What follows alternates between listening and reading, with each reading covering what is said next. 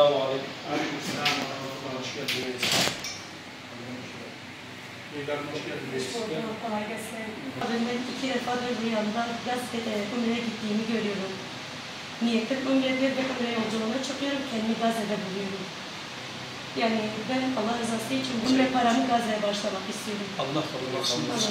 Allah razı olsun. 2 yılı aşkındır bu Gazze'de başlayan, hala da devam eden vahşetin bir nebze hafifletilmesi için Umut Kervanı'na aynı günden itibaren bugüne kadar onlarca araba, motor, bisiklet, hayırsever vatandaşlar tarafından bağışlanmıştır Gazze'ye ulaştırılmak üzere.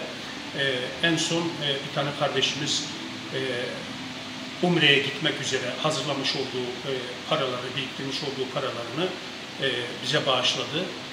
Kendisi rüyasında Umre'ye gitmek üzere düşünürken kendisini Gazze'de bulmuş. Dolayısıyla parasını getirdi, Gazze'ye ulaştırılmak üzere bize bağışladı. Kendisinden Allah razı olsun. Bütün hayırsever vatandaşlarımızı da bu tür hayırları yapmaya davet ediyoruz. Allah razı olsun.